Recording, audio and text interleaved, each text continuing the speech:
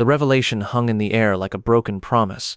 8-year-old Luna Rodriguez stood on the Britain's Got Talent stage, her tiny voice cutting through the studio silence with devastating innocence. "I've never had a birthday party, Mr. Simon. I don't even know what cake tastes like on your birthday." What happened next shattered every rule of television, every protocol of the entertainment industry, and every barrier Simon Cowell had built around his heart, in an unprecedented moment that would redefine live television forever. Simon Cowell made a decision that stunned the world. He stopped the audition, called his lawyers, and began adoption proceedings on the spot. For the first time in BGT history, a child didn't just win a golden buzzer. She won a father, a family, and the birthday parties she'd dreamed of her entire life. But to understand how 8 words from an orphaned child triggered the most spontaneous adoption in television history, we need to go back to where this extraordinary story began. It was a grey November morning at the London Palladium, and Britain's Got Talent was conducting auditions that would become the most legally complicated episode in the show's history. Simon sat in his familiar position, that expression of professional detachment perfectly in place, ready for another day of evaluating talent with his trademark efficiency. The morning had proceeded routinely. Simon had praised a teenage singer, offered constructive criticism to a dance group, and provided encouragement to a young comedian. He was in an unusually positive mood, perhaps influenced by the approaching holiday season. "Next up," announced the production coordinator, "we have Luna Rodriguez, age 8, from Birmingham. She'll be singing Happy Birthday, and she has a special story to share." Simon looked up with interest. Children singing Happy Birthday was unusual for BGT, but the mention of a special story intrigued him. He prepared himself for what he assumed would be a heartwarming tale about celebrating someone's birthday. But when Luna Rodriguez walked onto that stage, something immediately felt different. She moved with a quiet dignity that seemed too mature for an 8-year-old. Her dark hair was pulled back in a simple ponytail, and she wore a dress that was clean but clearly well worn, suggesting a family of limited means. Most striking were her eyes, bright and intelligent, but carrying a sadness that seemed impossible for someone so young. What caught everyone's attention immediately was what she carried, a small handmade paper crown decorated with crayon drawings of flowers and stars. "Hello there, Luna," Simon said warmly. "That's a beautiful crown you're wearing. Did you make that yourself?" "Yes, Mr. Cowell," Luna replied, her voice clear but soft. "I made it because I wanted to know what it feels like to be special on your birthday." The studio audience found this charming, some people making sympathetic sounds. Amanda Holden smiled encouragingly. Alessia Dixon leaned forward with interest. David Walliams was already preparing his gentle, supportive expression. But Simon sensed something deeper in Luna's words. "And when is your birthday, Luna?" "Today, Mr. Cowell. Today is my birthday. I'm 8 years old today."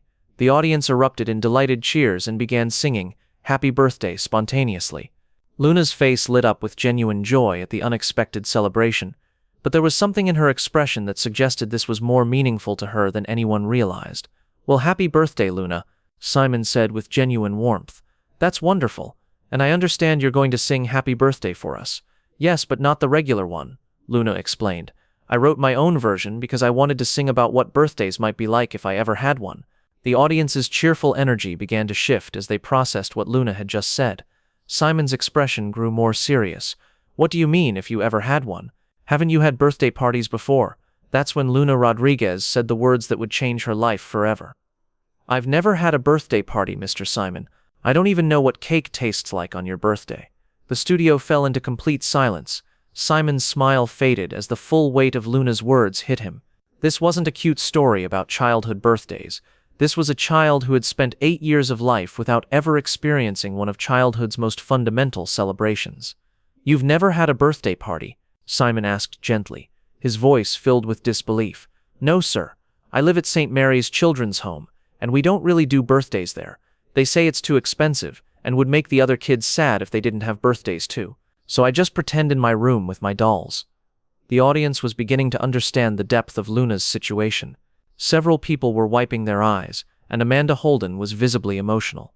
"Luna, sweetheart," Simon said carefully, "would you like to sing your song for us?" Luna nodded and positioned herself center stage. She placed her handmade crown more securely on her head, took a deep breath, and began to sing in a voice that was pure and heartbreakingly beautiful.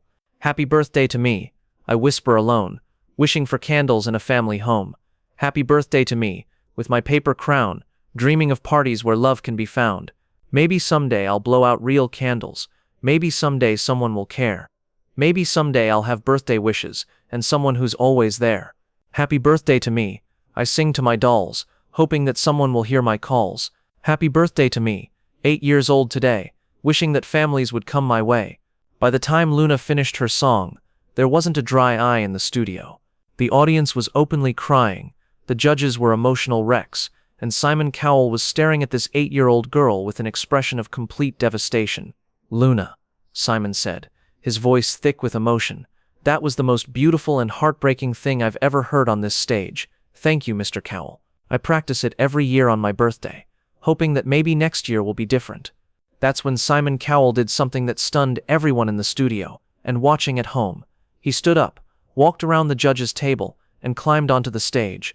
But instead of delivering a verdict, he knelt down in front of Luna and asked her a question that would change both their lives. "Luna, would you like to have a real birthday party?" "Do you mean it?"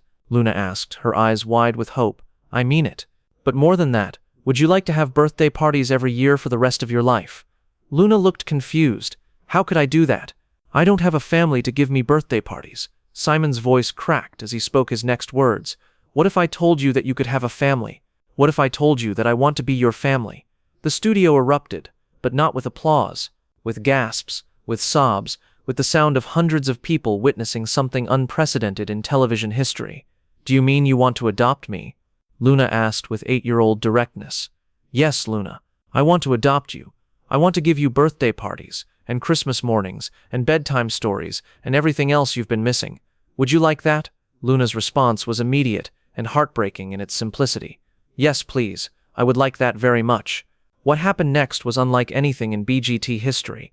Simon, still on stage with Luna, pulled out his phone and made a call to his lawyers, right there on live television. "This is Simon Cowell," he said into the phone, his voice carrying clearly through the studio microphones. "I need you to start adoption proceedings immediately. Yes, I'm serious. Yes, right now. I'm on live television with my daughter." The word daughter sent the audience into emotional chaos. People were sobbing, cheering, and witnessing the formation of a family in real time. But Simon wasn't done. He made another call, this time to his assistant. "Cancel everything on my calendar for the next month," he said. "I need to plan a birthday party. The biggest, most beautiful birthday party an 8-year-old has ever seen." Luna was crying now, but they were tears of joy. She threw her arms around Simon's neck and whispered something in his ear that only he could hear. Later, when asked what she had said, Simon would only reveal, "She said, 'Thank you for making my birthday wish come true before I even made it.'" The rest of the audition was abandoned as legal representatives, social workers, and child welfare officials were called to the studio. The adoption process, which normally took months, was expedited due to the unprecedented circumstances and Simon's resources. 3 days later, on a crisp November afternoon, Luna Rodriguez became Luna Cowell at a private ceremony attended by the BGT judges, crew members who had witnessed her audition, and children from St. Mary's Home who had become her chosen siblings. But the real magic happened the following week, when Simon threw Luna the birthday party she had dreamed of her entire life.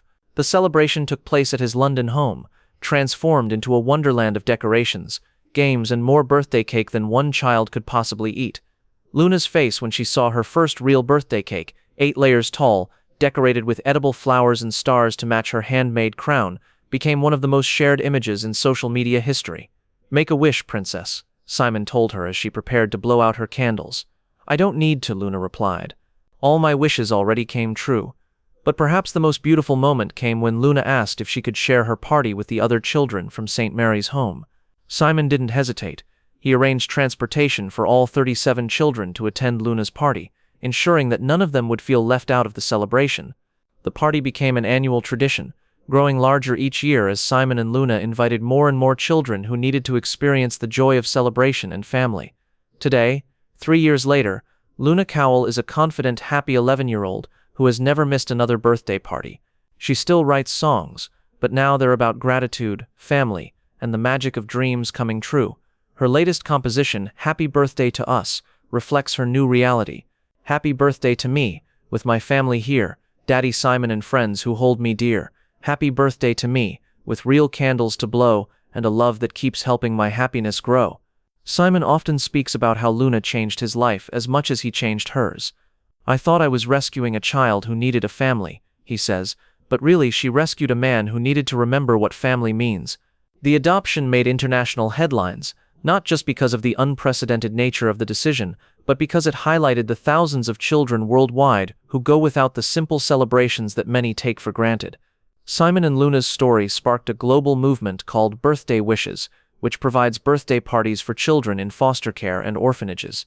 To date, the foundation has celebrated over 50,000 birthdays for children who might otherwise have gone without.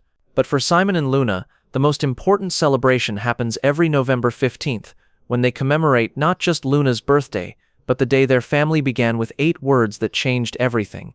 "I've never had a birthday party." The 8-year-old who made a crown out of paper and dreams had taught the world's most powerful entertainment executive that the greatest show isn't on television. It's in the simple act of making a child feel special on the day they were born. And every year, when Luna blows out her birthday candles, Simon makes the same wish, that every child in the world gets to experience the magic of feeling loved and celebrated, just for being who they are. Because sometimes, the most beautiful families are formed not through biology, but through the simple decision to love a child who needs it most. And sometimes, all it takes is one brave little girl asking for something as simple as a birthday party to change 2 lives forever.